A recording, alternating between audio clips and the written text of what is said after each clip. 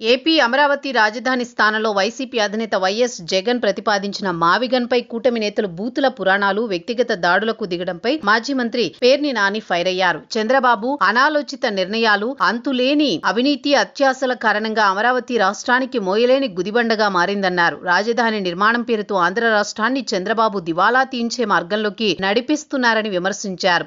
YS Jagan మావిగన్ ప్రతిపాదనను ఎందుకు తిరస్కరిస్తున్నారో ఇంతవరకు కూటమి నాయకులు చెప్పలేకపోయారన్నారు.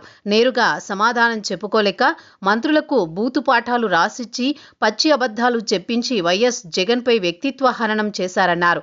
మావిగన్ అంశాన్ని డైవర్టు చేస్తున్నామనే భ్రమల్లో బూతులు, అబద్ధాలతో కూటమి నాయకులంతా మావిగన్ కాన్సెప్టును ప్రజల్లోకి విస్తృతంగా తీసుకువెళ్లారన్నారు. ఆ విధంగానే ఇన్నాళ్లు వాళ్ళు చేసిన పాపాలను కడుక్కునే ప్రయత్నం చేశారన్నారు. మంత్రి అచ్చెన్నాయుడు చంద్రబాబుకి బూతు బంట్రోతుగా మారిపోయాడని, 73 ఏళ్ల వయసులో చంద్రబాబుని ఎన్టీఆర్ తిట్టిన తిట్టు తిట్టకుండా తిట్టాడని, ఆయన్ను ఔరంగజేబుతో పోల్చాడన్నారు. ఆయనతో పార్ట్నర్గా ఉన్న పవన్ సైతం చంద్రబాబుని అవినీతిపరుడిగా పేర్కొన్నాడని, ఆయన్ను గెలిపిస్తే అవినీతిని ప్రోత్సహించినట్టే అని ప్రకటన చేశాడని తెలిపారు. చంద్రబాబు కేబినెట్లో ఉన్న సగం మంది మంత్రులు ఒకప్పుడు ఆయన్ను తిట్టిన వీడియోలు చాలా ఉన్నాయన్నారు.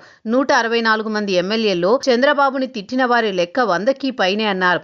చంద్రబాబుని మోదీని చంద్రబాబు దూషించుకున్నారన్నారు. చంద్రబాబుని దగ్గుపాటి పురంధేశ్వరి ఎన్నిసార్లు తిట్టారో లెక్కేలేదన్నారు.